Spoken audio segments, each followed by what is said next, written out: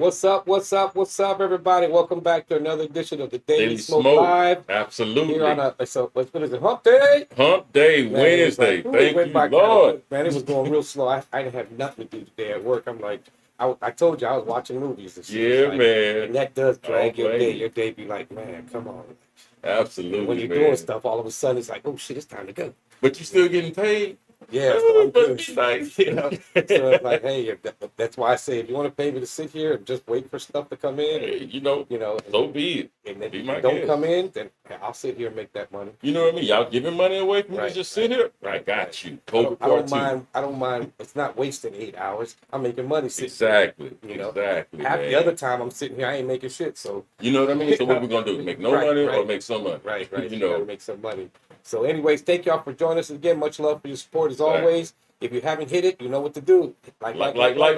Hit that like button. Y'all know I always get on y'all for that. So, anyways, you know what to do. Oh man, we have to pay bills. Let's give a shout out to some of our sponsors, starting with Bangin' 832 Radio. Bangin' 832.com. www.bangin832.com.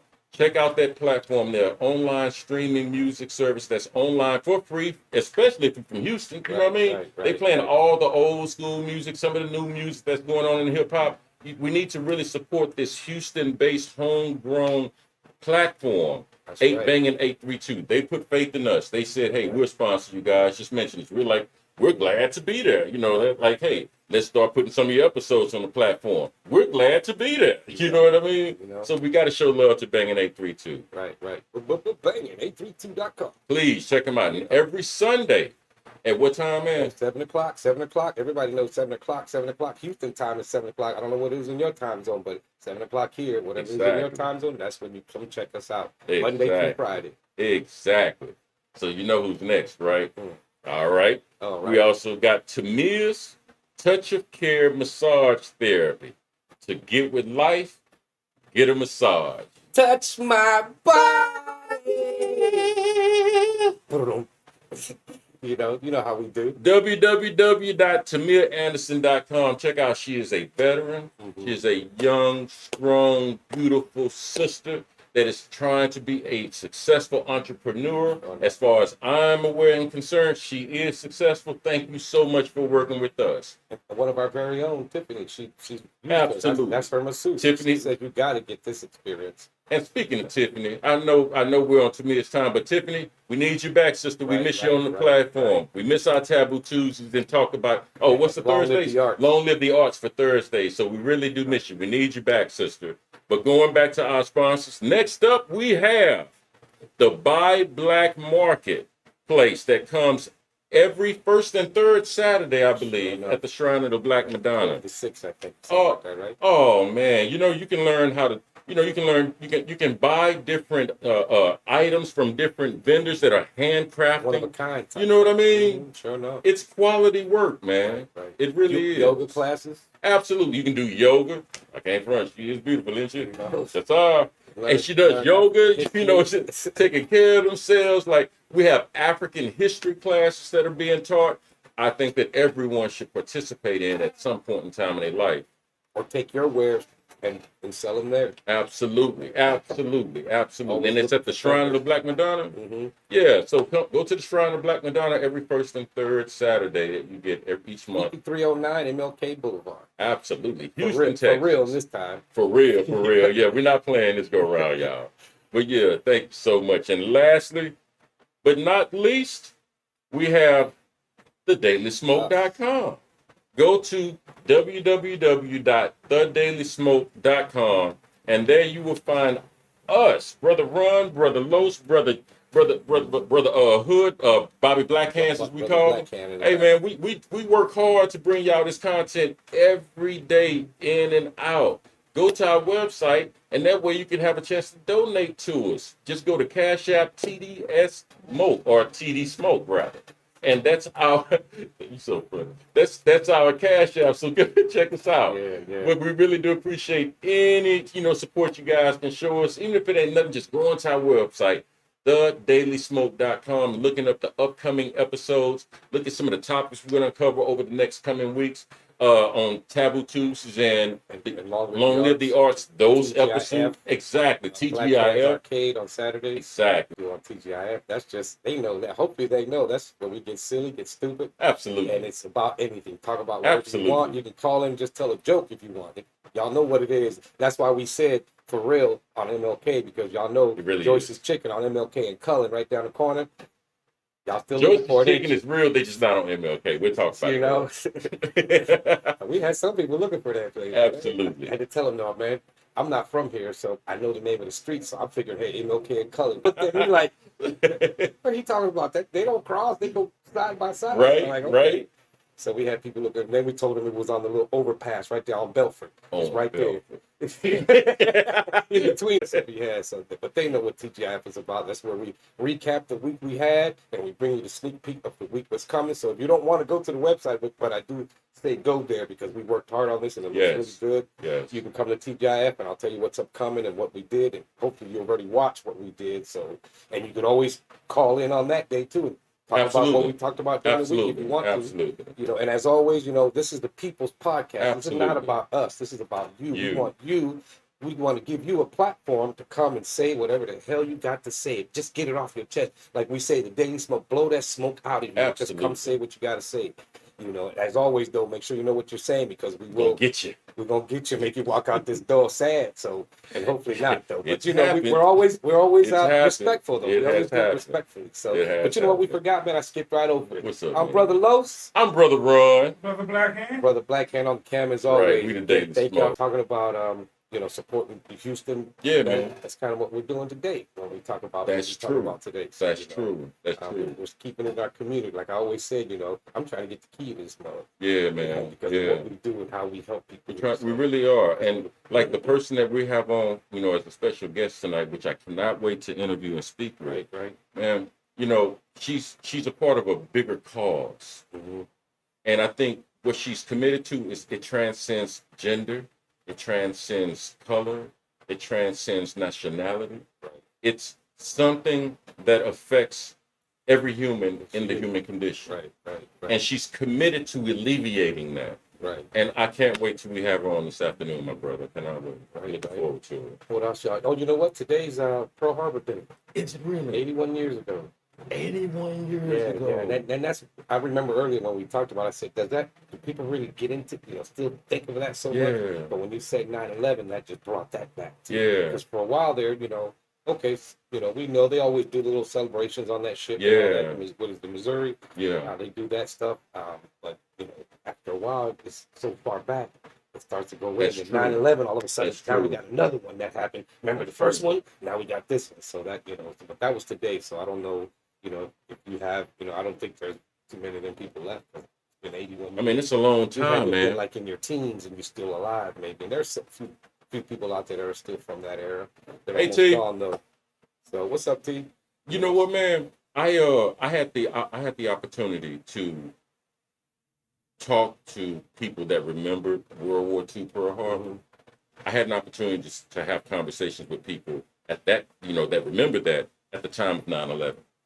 Because at our age that we were at that time, we didn't remember nor were we present for Pearl Harbor. Right. So the best frame of reference we had was 9/11. And when I started talking to people that remember Pearl Harbor, they said, Ron, one of the things is, like, we were upset because we remember how we felt when that happened. Mm-hmm. And I was like, yeah, man, I do remember now, you know, while it's, you know, so many days after, whatever. They said, that wasn't our issue. The way that affected you by getting hit on home soil, we were corralled as a nation because we got hit on a Sunday. That's very important. You know what I mean? Like when we, you know, but when we think about, like, you and I, you know, we were kids at the time, man. Growing up in 1941. No, you know what I mean? Oh, sure. No, you know what I mean? Like, but it's some good skin cream. My God. But yeah, man, like oil of the lumps. You know, let's say it. Buy black market, oil of the Lord, coming soon. Make you live 100 years and look like you're still in your 40s. But man, when we was like with Pearl Harbor, man, the thing was like when we was growing up, before 9/11, when we were growing up, we always got pushed Pearl Harbor. Right. That entered your consciousness at some point, because your culture was informing you that this was something important that happened. Right. But the way that we internalized it, you know, as we were growing up in America, that's not how they experienced it. You feel me? Mm-hmm. So give them enough time, like 9/11. All right, we remember how the fact that like, oh my God, we just got hit on home soil. And then years down the line, people will be like, yeah, 9/11, yeah, that's when they hit the buildings. No, it's bigger than the buildings. Right. But back then, though, they didn't have the media already pumping up that these type of people could do something like that to us. They didn't have, you know, the Japanese and the Germans weren't trying to mess with us. For a long time, we had the Trade Center was bombed a few times. So, you know, they always blamed it on terrorists. So when it happened, it hit us even harder because we were already pissed off with them fucking around already. You know. So I'll say this to foster transparency among us with our guests that's going to be on in a minute. The media and whatever other weapons they had at their disposal at that time, they were already prepping us. Whatever we was using at that time, trust me, they was already infiltrating culture and informing us of what we're about to do. Right. Or what we're about to interact. We knew there was war going on both sides. We knew it was coming. We knew it was coming. Right. And we got the Depression too. Right. You know, they needed to make some money. The war makes money, the way you say it. So, you know, so that's why that Ukraine do this Man of the Year. You got time for that. You know, because he's showing us how weak Russia really is. They're not really number 2 in this world. He's showing us. You know, we're still USA. We got the big stick. We're gonna have it for a long time. Right. So you know, that's right. That's what they're showing us. Because had that been us, it'd have been over in a week. Easily. You know, the reason it's not over that fast, or why they lasted that long, is because we're in the background. We're treating them like NATO already, and they're not even NATO. Yeah, see, that's the thing. Which is the whole purpose of why dude did what he did. I don't blame him either. Me neither. You know, I don't blame. Trying to tell you not to mess with me. We don't do this. You already took a whole bunch of other ones that you weren't supposed to take. This one you can't have. You know, I have a lot of people there too. So he's not a hero by no stretch of the imagination. Right. But just think of yourself as you have to protect the sovereignty of your country, and a part of the deal was you would go no further, and then I wake up out of a coma 15 years later, and NATO is all around me. Something changed. Right. What do you expect me to do? You do realize NATO was built because of the Russian threat, not the communist threat, the Russian threat. That's why they're here. Right. And now they're all around our neighborhood, and we can't even get admittance into NATO every time we apply. Right. How do you expect them to behave and respond? The only other way to do it. It should have his picture on the Time magazine with a U.S. flag on his shoulder and shit. I know, right? That's you on there. That's with why the wing. Blasted. Thank you, NATO. Right. Well, man, I think we done talked enough, man. Brother, how you feeling about our guest we're about to bring on? I'm excited. Yeah. I want to know what this is about. Absolutely. I can't wait to have her on. So, yeah. Absolutely. All right, let's go ahead and introduce her. So, everyone that's watching our show, please take a moment and put your hands together. Bring your prayers together for us as we welcome our special guest, Dr. Monique from the Bread of Life. What's going on? Absolutely. Thank you so much. You don't want to come on yet? You sure? All right. He's gonna warm up. What's going on? Just so they know, that's your brother back there, That's my brother. Okay. Absolutely. Yeah. We got security here. That's right. That's right. I bring my own security. That's right. Absolutely. Thank you for taking out the time in your schedule to meet with us and talk with us. How you doing? Doing well. No complaints. Not at all. Amen. I can't lie to you. We were so humbled when you accepted our invitation to come on the show, because you're a part of a really good, big format, and you're a part of a really big, important cause of what you're involved in, and for you to take out the time for us three brothers and our audience. Thank you so much. We are so indebted. We're humble. Thank you so much. Yeah, that's one of those where like, for real, she's coming on for real? Yeah, exactly. My first thought was video. No, she's coming like for real. Right. Yeah. That's right. Post-COVID, we had COVID, remember? And then you still was willing. Well, y'all get over there for a minute, and then I'll check y'all out a couple months. I see y'all in a minute. This mask ain't gonna work right now. Right, you know? It's not just one of y'all, it's all of y'all. Absolutely. So, sister, tell us about yourself. How did you get involved? Well, tell us about who you are and how did you get involved in such a great work. Okay, well, good evening. Good evening, everyone. It is great being in this space. And of course, I would accept this because you are a part of my community, right? We are a community, and you all reach a group of people who I believe feel like the issues that you bring up are important and are central to the health of our community. And so we're going to talk about food insecurity, and that's at the center of our struggle. Absolutely. So about me, I'm originally from Houston, so I am a Houstonian. All right. Come from a wonderful family. We know all about the north side and nothing about the south side. So all right, on the south side, we were driving this way, we were like, you know what, we just never really spent a lot of time over here. Right. Southside Sterling. Hey, Sterling, Yates. That's north. That's got Fifth it. Ward. Right in the middle, right? So, so from here, I left for school. Okay. Went to Howard. Did you? Yes. Went there and was out there for a little bit. Enjoyed DC. It was wonderful. Came back, trying to put roots down at home, and it just didn't work. Okay. So I got my bachelor's there, and then I was like, okay, well now what else? I can't put down roots. So I went to North Carolina, and I went to Duke. Wow, you went to Duke. That's what's up. Yeah, I went to Duke, and I studied theology, and it was a beautiful city. It was a beautiful state and beautiful work. And I began to work out there, focusing on seniors. Okay. Just care for seniors, right? Okay. A lot of my work has always been training and development, so I did that for staff who cared for seniors. Okay. Loved it, but felt the need to come home. Came home, still could not put down any roots. It just would not work. Okay. So I left again, and this time for the longest time went to Arizona. Okay. What do you know about I Arizona? love Phoenix. Yep, we're out in Phoenix, and I lived out there for almost 7 years. Lucky you. And it was initially I didn't really care for it because Really? you're talking about coming from DC. I feel you. Where culture was right I feel out. You you. just open the I door. feel you. It was just And it was trees right alone. there. That was just, Just yeah. trees alone. You get to the Yeah. desert, you're like, I gotta go find it. You know, I gotta look, I gotta find people. And naturally, I'm not shy, but I'm an introvert. So I need something to be obvious. Okay. I had to go search for it. It was just too much. But eventually, I did. I found my folks, and I found what I love now, which is nature. Right. So I hiked and I ran and I walked and I loved it. But my work out there was focused on youth in foster care. Okay. I actually ended up getting my last degree focusing on the resiliency of youth after foster care.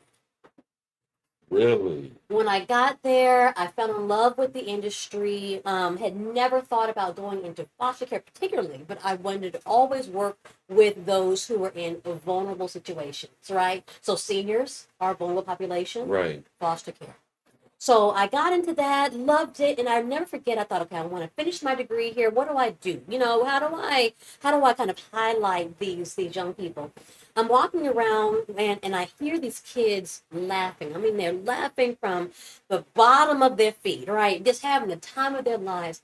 And I couldn't understand that because we had just removed them from their homes. Mm-hmm. I don't know where that laughter comes from. And I was thinking, we need to bottle that. I didn't figure out what that is because they had freedom. Just some kind of happiness and openness, right, and also adaptability, right, to a situation where they had no guess of where they were going to go from here. Right. And so I wanted to study that. What did it mean to be so happy despite the fact they were in this place? And so I decided I wanted to study resiliency. Okay. What it meant to be able to bounce back. Okay. Right? Okay. To have hope, to have laughter, particularly as children. And I couldn't do it with the kids that we were with, they were too young. So I decided to study those who were older. Okay. Those who had left care.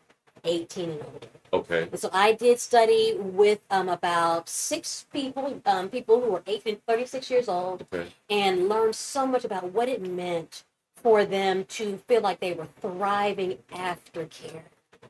And I learned so much about them and success and thriving and striving. And I call it now, so, with that being my background, I thought that I would always just do things with foster care. Well, I call it just community resiliency.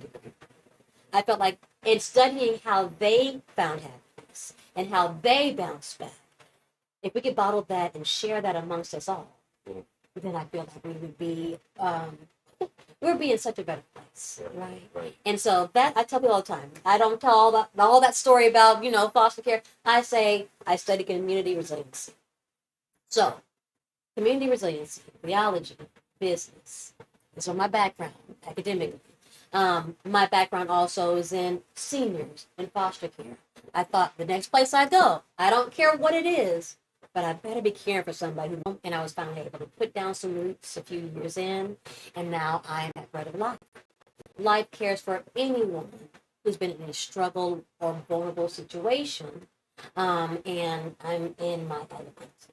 I'm able to care for people because of that. So that's how I ended up there. That's kind of the long and short. That's what made them through. Oh my God! I had to go elsewhere in order to figure out right. And when I finally got back.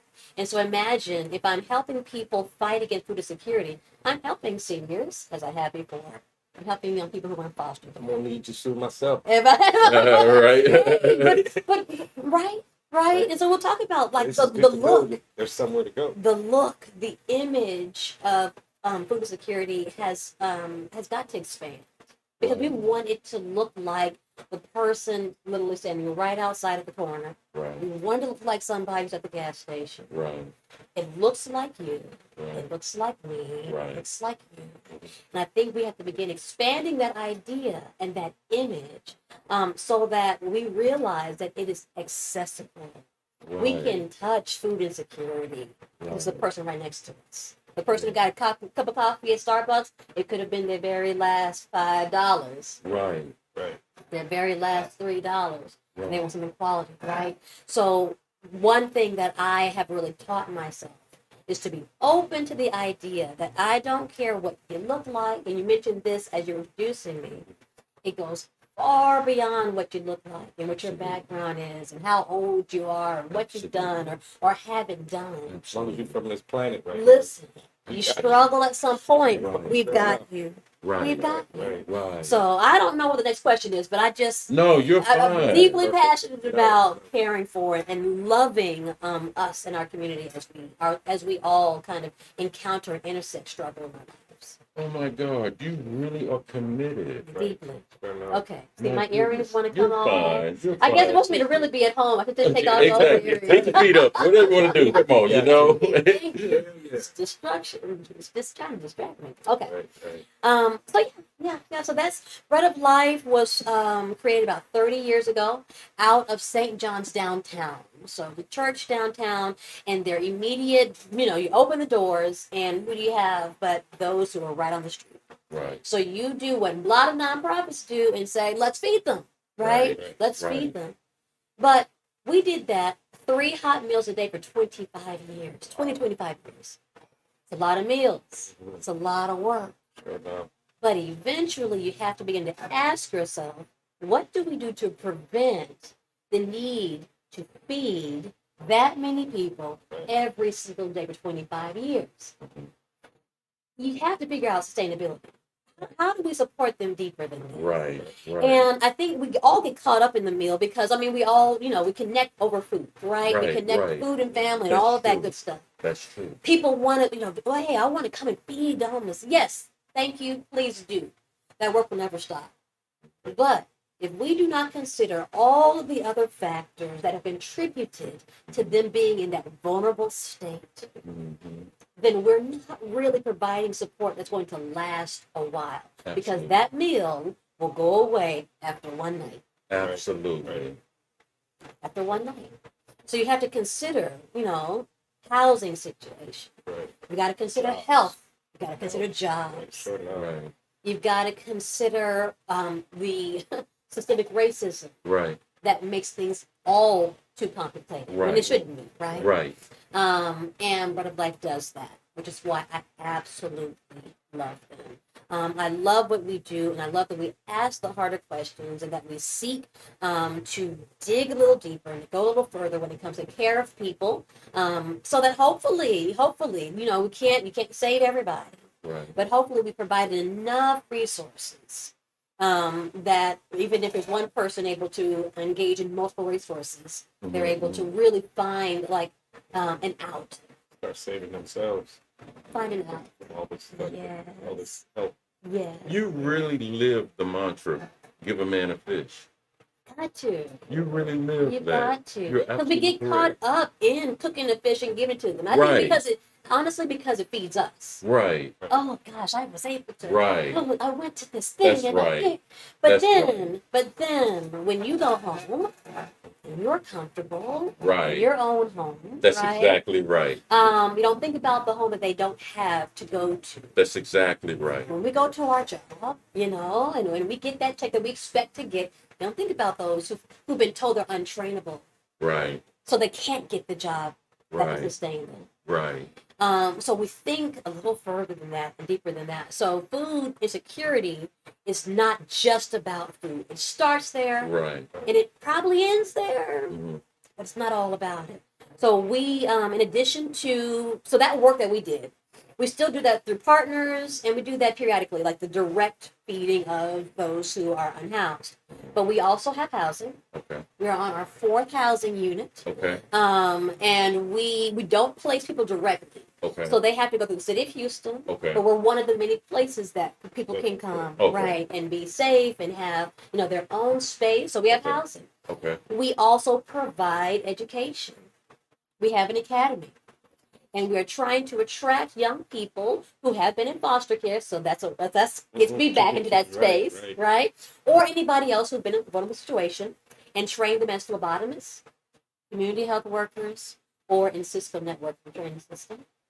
So they can do that, and then we have employment where we will place them in employment and then follow behind them for a year after to make sure that all these things are kind of taking root in their lives and make sense, and then hopefully after that they feel like they can be independent. Wow. So you've got housing, we've got the training and the employment component.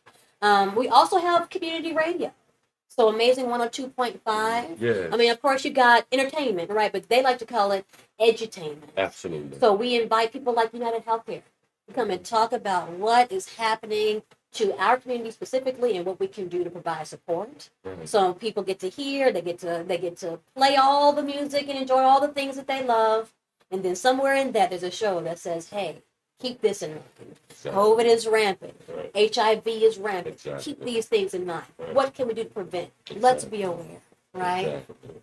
So, radio, housing, training and development, and employment placement, and also distributions. So we do 2 distributions every month.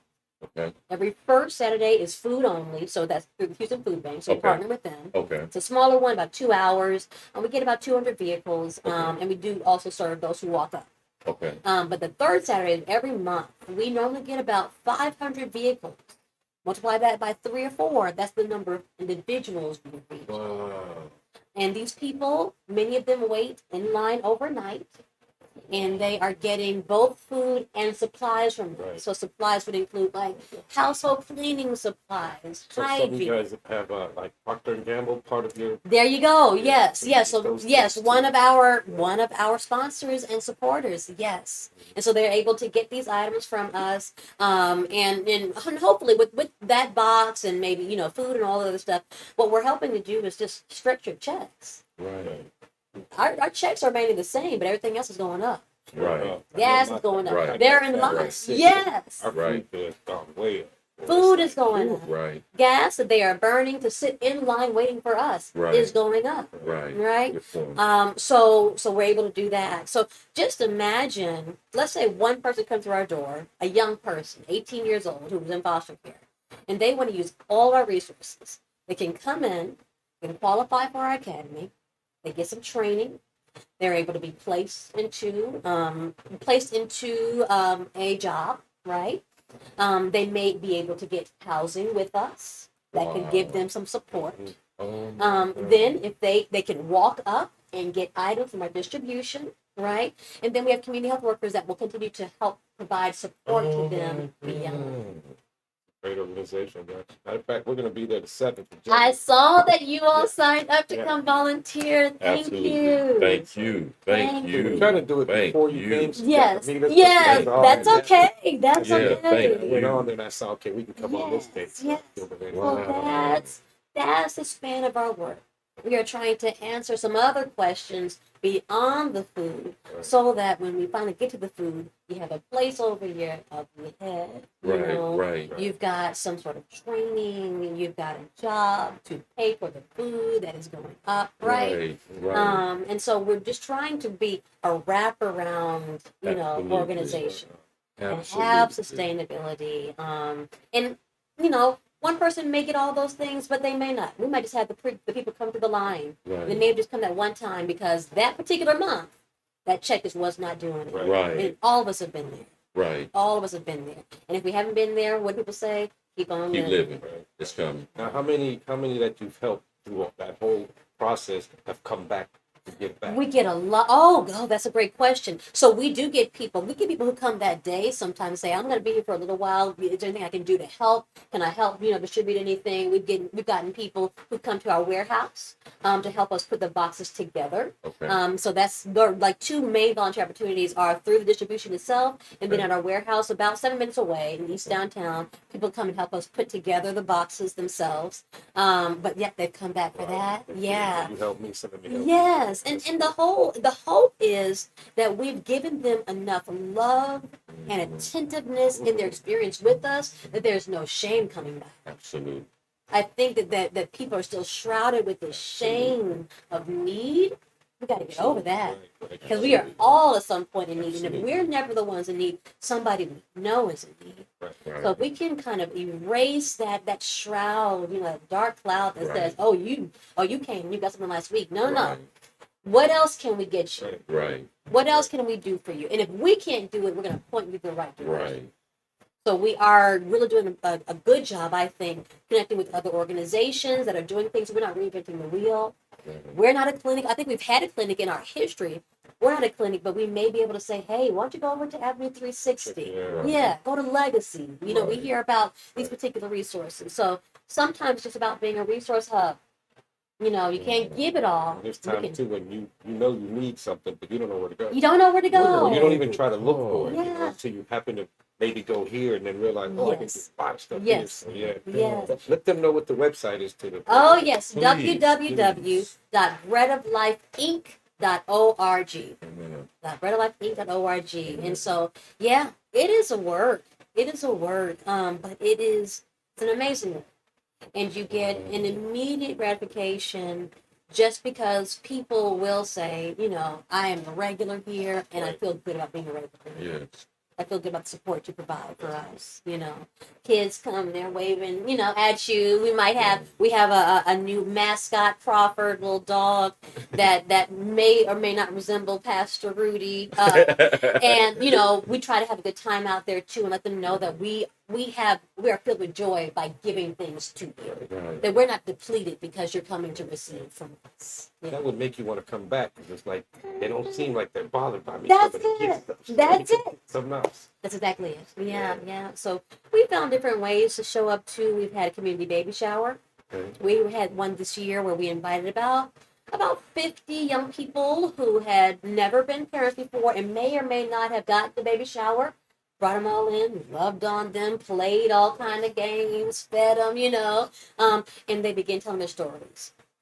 And there's nothing like being able to pause and let people talk about themselves in a safe space, in a safe way.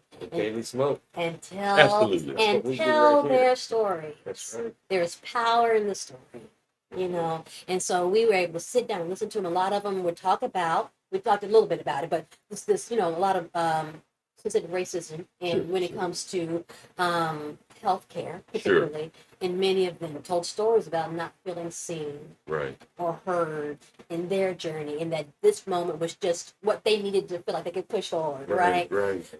Starbucks came, and we did a back to school event, 2,000 backpacks. We had a body positivity space for the kids, meditation, things like that, because our kids were coming off of COVID Mm-hmm. and off of society where people are just completely destroying them. Yes. And going back into school was an anxious endeavor. Yes. So we had to acknowledge that and say, hey, here are a couple of little stress management skills. Right. Here are a couple of little tools. Here's some coloring. How do you feel about going back? What can we do to help support you? All these things feed and support. You are such a breath of fresh Oh, air. I'm so glad. You honor us. Oh, I gotta be honest. I gotta just be real with you for a minute. Hey man, like on this show, we have like a lot of really good, deep conversations all of that. And sometimes we find ourselves having debates with people that may not have a faith or have a different faith. Yes. And that's cool. Yes. There's no issue Yeah, there. yeah. It feels really good to be next to someone of the same faith. And the reason she's of the faith, because she's working towards helping the common good. Yes. And they're not pushing it in your face. Yes. They're by example. It's an active and it's faith. real. Yes. Oh my God. I'm so It's glad. almost like, hey, we're over here. Yeah. You don't have to come, but we do want you to come if you need. But you are safe. Yes. Right. Yes. And we see you. Yes. And I'm so glad that you sense and feel that, because I do believe that any effective faith has to be physically embodied. Mm-hmm. Mm-hmm. All of this talk. See, our kids are growing up and they're so God. intelligent, Yes. and they're over the talk. Yes. They're like, how all the stuff you're talking about, how does that manifest? And Right. They love that word, manifest. Right. That's the word, right? How does that manifest Right. in your daily life? And if they don't Right. see that in their own home life, Right. if they don't see that amongst the adults that they're with, Right. they won't respect us. Right. Sure enough. And they don't. It's not like it used to be. Hey, it's because I'm grown. Mm-mm. Right. They want to see that what you're saying is also what you're doing. Right. And that's what that work is with Bread of Life. Right. What we're saying that we're doing, and you are coming here, and we are embracing you, and we see you. We've had volunteers coming in struggling, just emotional struggle. And so, you know what? You don't work today. You sit down. Mm-hmm. With a cup of coffee. Breathe and just be amongst people who care. Mm-hmm. Be safe. And that's what we want. Right. We want to So you provide. say what you said about having a space to be comfortable. Yeah. We got a lot here. When people come on, Yes. they'll start going deep. We're like, wow, I didn't expect you to say all that. Didn't know that. We Wow. opened the door to that. Yeah, it's like, wow, but the conversation is really, really good. So good. We went to this event, Kuju Chagalia, Mhm. one of our sisters, Vanessa Bowling did. The first one we went to, it just, everybody there, it almost seemed like we were supposed to be there. Yes. It turned out the conversation, it was what was it that day? Can't remember what the first one was.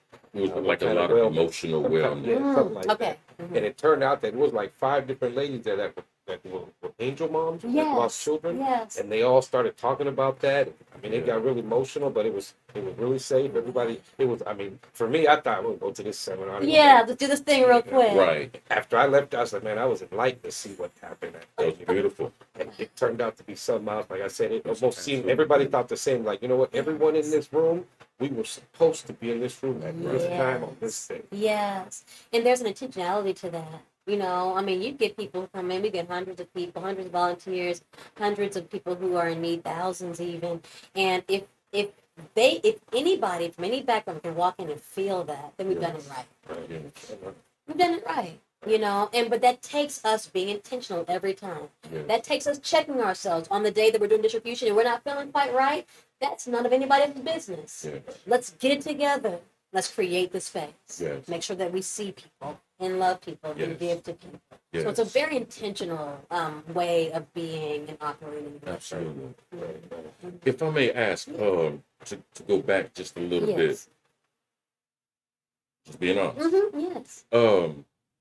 I always found that people that make individuals, our aging population Mm-hmm. and our youth, Mm-hmm. people that are focused on those two areas, I find them to be very interesting people because those are our most at risk and vulnerable individuals in our society. I'd like to know, what was it that brought you to be so heavily invested in the children and their resiliency and their ability to get through another hard day and not having the things we may take for granted, like a firm family foundation? Yes. What drew you to that call?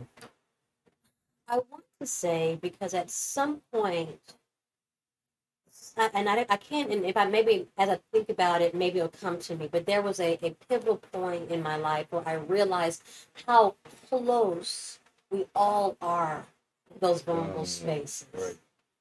And I wanted to stay authentic, I feel like, to a calling of serving people.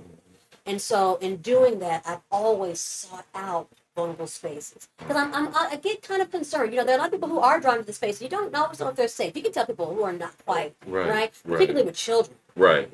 You can feel it. Right. And so always felt very protective of the vulnerable space and people in that space. Protective of seniors, protective of children. Because there are always people who have an ulterior motive. Exactly. And if I could also be in leadership in those spaces, then I can provide a guide when it comes to developing culture in that work. And my work has always been culture. Amen. Always been culture. So you go into a senior home, those who may be experiencing, Alzheimer's, dementia, all these things. They're not going to remember me from when I turn, out the door and come back in. But if I'm in leadership and I'm training people to care for these people, I get a chance to impact the culture and the expectation and to challenge them to not take this like it's regular job. I did that in that way. Same with the young kids. I was able to challenge and develop culture and say, listen, you said that you're called to this space, and so there's an expectation. And hold people accountable to that. So, like, my work, interestingly enough, was never direct care. Really? My work was always the care for the caregiver. Really? It's always been, and that has always been more of a calling than direct care, because there are some people who are made to be right here next to children, and seniors, and they don't get tired of it. I mean, they have the energy for it. They got the I wanted to care for them. I wanted to care for them. I wanted to train them because they, to me, are the angels of our society. I wanted to feed into them. What information can I teach them that will help them, take this back into their work? How can I care for them on the staff end so that, they fill their cups back up. So when they have to go back in and receive more kids that they don't know, but let them in, into their space and their hearts. How can I care for them? What power do I have to pull somebody out of that space if I know they're no longer a benefit to the children or to those who are seniors? It was an important space, and it's very specific for me. So it was a calling to be protective of that group, and it was a calling to be in leadership in those spaces, so that I can always kind of have an eagle-eye view and make sure that the culture that we're developing for these groups was always one of safety and acknowledgement and dignity. Absolutely. Oh my God. Man, I'd also would like to ask you, what are some of the necessary traits that you look for people that are going to, let's say, carry on your role? Yes. And they're caring for the caregiver? Yes. What are some of the traits you're looking for out of people that say, okay, I want to bring these people alongside with me and we're going to make this thing even bigger? Yes. Yes. What are some of the key traits you look for? I feel like, well, you honestly need a very obvious compassion. I shouldn't have to dig for it. Your compassion should be very obvious. You should be able to feel it. It is definitely a feeling thing, right? You work for a bank, you need a certain level of skill. I don't need to feel too much. In fact, I don't feel too much about my money, right? No emotions there. But I need to have an obvious compassion and connectivity to the people who they're caring for. I can't train that. I can't train compassion. So yes, I can light the fire, right? But I can't train it. So that you have to be a visionary, right? Because you're going to have to see through and beyond the person in the moment, right? And say, well, what can I do? What more can I do for this person, right? So they're coming to me. I'll give you an example. You've got people who are in challenging situations that come in with a whole lot of attitude. Okay. Got a lot of anger. Okay. Got a lot of frustration. And why wouldn't you? You've been sleeping outside for, a couple of weeks. Maybe your family's struggling. Right. You don't know how to make the money, And I need somebody who says, what I acknowledge, may not say it out loud, but what I acknowledge this person is in a challenging situation. Right. So I'm going to allow them to be who they are in this safe space. Right. And once that's done, we're going to talk about solution. Right. If you are unable to sit with somebody and see through, what I learned as working with young people in foster care is that what we call behavior, they're having a bad behavior, is communication. Right. So I need to be able to see through that communication, that anger, that frustration, and Right. say, what you're communicating to me right now is that you're tired. Right. So how can I alleviate that? Right. Or that you're hungry. How can I alleviate that? Right? So obvious compassion, being able to truly kind of see through what I would call a challenging behavior or situation and help them create solution Right. or guide them to solution or strategy or whatever it is for their lives. Right. And then I think the third thing that I would look for is just highly communicative. You got to be able to communicate and do that well. Right. Because what you do find too, when somebody's angry, frustrated, they're going to be pulling the things that are trigger words for what you're saying. Yes. Yes. We did a show about words have meaning and how you Words have meaning. Yeah, we did a show about that. About you can say something a certain way, but they didn't get it the way you meant it. They don't get the way you meant it. Right. And when you're working in a broken space, Yeah. where people are just so obviously exhausted and tired and frustrated and angry, the way you communicate makes all the difference in the world. Right, And that's you true. learn that with seniors, with who may be struggling with ailments. Right. Think about, there's a study a while back about music and seniors. I don't know if you've ever seen it. You could probably just Google it. But there were one or two that experienced an extreme form of dementia, but they played certain music from their time frame, and they were able to either sing or communicate in a beautiful, clear way, in a way that they couldn't do without it. That's the form of communication, right? And so, I think it's absolutely important, it's very imperative that we think about the things that are triggering, the sounds, the words that we say, and how people respond to those things when they're vulnerable. Same with children. There are things that we do and say that can be triggering or can be comforting. Right. And as a communicator and a caregiver for them, I need to be sensitive to that. Right. I gotta have a high level of emotional intelligence to be able to say, okay, let me shift this a little bit. Right. I got 10 kids who need 10 different kinds of communication in this house, but I'm called to this work, so I better learn all their languages. Right. Like me and Bobby talked about, my dad had Alzheimer's. Yes. I was telling him, he couldn't tell you that he ate 10 minutes ago, but he'd tell you what he did in Vietnam, though. Sure could. With detail. And tell it to you like, Right. I thought you had dementia, man. Yes. Yes.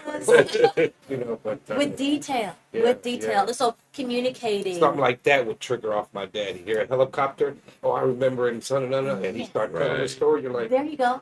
right. Mm-hmm. It just starts making you think, like you say, you got to be a good communicator. But you Yes. start thinking, you're making this shit up. Yeah. And you know, Because I interesting, know you don't talk Yes. like this. All of a sudden, you Yes. talk like William. Dude. it goes to show you how your experience connects you more to the moment. Yeah. Because I've never had a parent with dementia, Mhm. so I've never dealt with anything like that. Yes, yes. So that sound that just went by, I didn't hear it Didn't even until hear you it. brought it to my attention because you're sensitive to it. Yes. You know what I mean? Right. Because of your experiences, family, et cetera, et cetera. Yes. That's very interesting. That sensitivity is very key. Absolutely. Working with people who It's like Bobby's dad was a cab driver.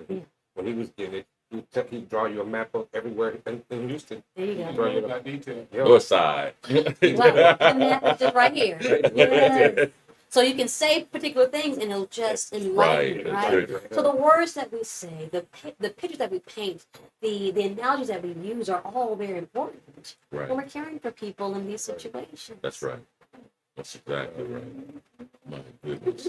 How are we looking on time, my brother? We still good? Well, We got 10 left? 10 more minutes. Oh, okay. That's what's up. That's what's up. You got any questions for us? I can pick up brain all day. No, I'm just whatever you enjoying like. listening. I'm so glad. This is great. I'm learning a lot, especially that communication part. Yes, man. Yeah, Communication is for my key. kids. Yes. Yeah. So that's always good. You're children. I don't have any kids, Mm-hmm. but kids always they strike a chord with. Yes. Because I remember when I was 18 years old, my first job was working at Department of Family and Children Services, Mm-hmm. and I used to see kids that was 5, 6, 10, 15, Mm-hmm. and I always wondered, nobody cares for you. How do you wake up every day and still find love? Like, I'm being real, man. Yes. Always be Like, mad. Yes. You know what I mean? But then this anger is a communication to us. Yes. So you get that child who's in that experience, they go to school Yeah. and they're tired because they've been up being the parent Yeah. or trying to find the food or whatever it is. And someone decides that they just want to say the wrong thing to that child. Right. And what we've done immediately, that child responds or reacts. Yes. And now we've labeled them. That's true. We've That's labeled true. them. We have now That's true. endangered their future That's by true. saying, "Hey, now you are an issue." That's true. You just There is became a no- ward of the state. Right. Yeah, there's no Immediately. patience there. Yes. But youth Yes. and children really are amazing. The Yes. things that we do or don't do as adults, Yes. and how they still find a way. Yes. You know, I feel the same way. No kids, but when I was in foster care, this idea that they could laugh and they could Yes. play, and you had these little Yes. ones, you know, like they Yes. almost forgot, but they didn't forget. They just able to compartmentalize enough to say, you know what, right now this moment is good. Right. And what can we learn as Right. adults from children Right. who say, I've been removed from my home, but right now, Right. this moment, I'm having fun. I'm having a good time. Right. Right. I'm warm. I got these new clothes. Right. You know, it's beautiful. You know, Right. it's beautiful. Too bad that withers in our mind as we get older. As we get older, right? We stay in You our just be anger. mad. Even though you're having a good day, you might be laughing, but really you're still pissed off. inside. Finding You ways take it to away. not be present. Right. And to love and enjoy and to be. And children are good for teaching you that. Yes. You know, but we do encounter, like I said, one of our focus areas for the training and development are the youth who've been in foster care, because once they leave, because that was my background, once they leave, everybody just kind of see, it's no longer cute to help somebody who's grown. And you also forget the trauma they've been through, because the trauma is not obvious and they don't wear it on their bodies Right. all the time. Right. Sometimes they do, Right. but they don't wear it on their bodies. Right. So here you got a grown man walking down the street. I see a complete grown man walking down the street, That's exactly not a right. child who was in care for 10 years. So who really is, they really are about 5 years behind in development. That's deep. I don't consider any of that. Wow. I see a 6'2" grown man, Right. right? And so for us to say that particular group, the one where everybody said, hey, we're done with you. We're Right. going to give you some training that costs nothing. If you could just sit through this training for a couple of weeks, you know. And then once we're done, hey, we're not done with you yet. Let's figure out where to place you. And then once we place you, we're not quite done yet. Let's just stick with you for another couple of months. Because what I did learn in my doctorate was the importance of continuing to support them way beyond the moment, way beyond the 18, way beyond 19. Of my 6 case studies, the one that was most emotional was a 36-year-old. Had been out of care for 18 years Okay. and still felt the abandonment, Really? still felt and remembered the moments when they were discarded, Yes. the words that people said to them, they carried on with them Yes. almost 40 years old. Yes. All of that. Wow. All of that. Oh, foster kids should be financially protected until age 21 or college graduation, whichever is latest. Absolutely. Not only that, but if there was a way, see, the government doesn't tend to want to give money to grown people. So if I'm fostering a little one, then you get a certain amount every month, help and provide support.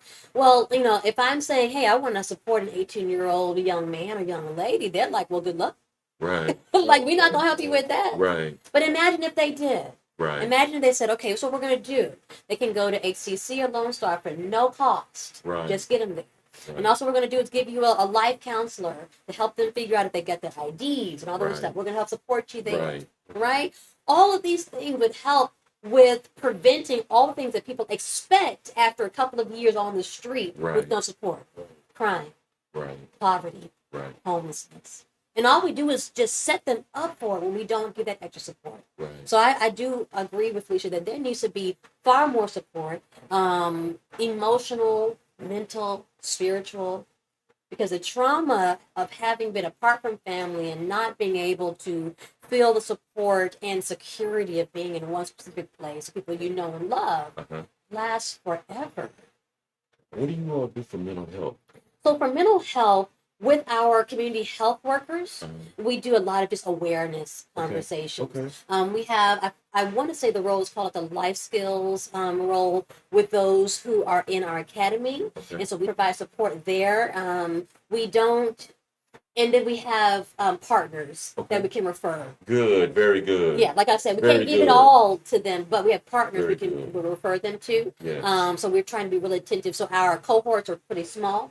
And so we're able to kind of really care for that 10 or 15 young people who are coming in. Yeah. Oh, okay. Yeah.